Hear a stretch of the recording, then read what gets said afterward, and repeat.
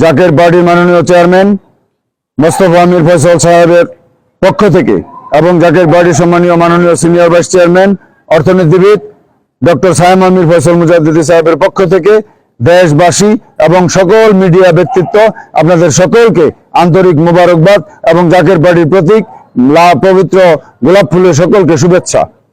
জাকের পার্টির মাননীয় চেয়ারম্যান সাহেবের নির্দেশে 197 গাজীপুর 4 কাপাসিয়া আসন থেকে জাকের পার্টির মাননীয় চেয়ারম্যান সাহেব আমাকে মনোনয়ন দিয়েছেন। আমি কাপাসিয়া গাজীপুর 4 কাপাসিয়া থেকে জাকের পার্টি এবং সকল সহযোগী সংগঠন 24টি সহযোগী সংগঠন সবাইকে নিয়ে আমরা নির্বাচন কমিশনের কাছে, যেহেতু নির্বাচন কমিশন আইন করেছেন 5 জনের বেশি আসা আইনত নিষেধ, এই জন্য আমরা নির্বাচনের কমিশনের আইনকে সর্বোচ্চ সম্মান দিয়ে আমরা এখানে স্বল্প সংখ্যক 5 জনে এসেছি। আর বাকি যারা আছেন ওনাদের সাথে আমরা কথা বলেছি, মিটিং করেছি। তো যাই হোক, আমরা সমস্ত কিছু ফিল আপ করে আমরা আজকে কাপাসিয়া উপজেলার নির্বাহী অফিসার, সহকারী রিটার্নিং অফিসার, ওনার কাছে জাকের পার্টির মনোনীত প্রার্থী হয়ে গোলাপ ফুল প্রতীক আমরা মনোনয়ন ফর্ম আমরা দাখিল করলাম। আমরা যেহেতু যাচাই বাছাই হওয়ার পরে প্রতীক আমাদের গোলাপ ফুল, প্রতীক বরাদ্দ হওয়ার পরে আমরা নির্বাচনী প্রচারণা শুরু করব।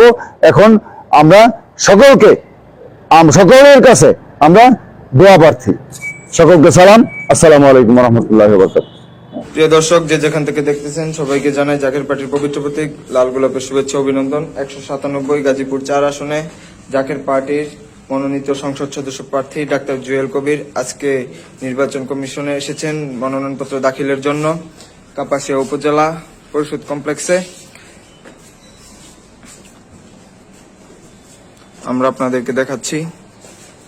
সকলকে সালাম, আসসালামু আলাইকুম ওয়া রাহমাতুল্লাহি ওয়া বারাকাতুহু। অন্যান্য ধর্মাবলম্বী যারা আছেন সকলকে আন্তরিক মোবারকবাদ। অফিস কোনটা? জাকের পার্টির মাননীয় চেয়ারম্যান মোস্তফা আমির ফয়সাল মুজাদ্দিদি সাহেবের পবিত্র হুকুম মাথায় নিয়ে এবং জাকের পার্টির সম্মানিত মাননীয় সিনিয়র ভাইস চেয়ারম্যান অর্থনীতিবিদ ডক্টর সায়েম আমির ফয়সাল মুজাদ্দিদি সাহেবের পবিত্র হুকুম মাথায় নিয়ে 197 গাজীপুর 4 কাপাসিয়া আসন থেকে জাকের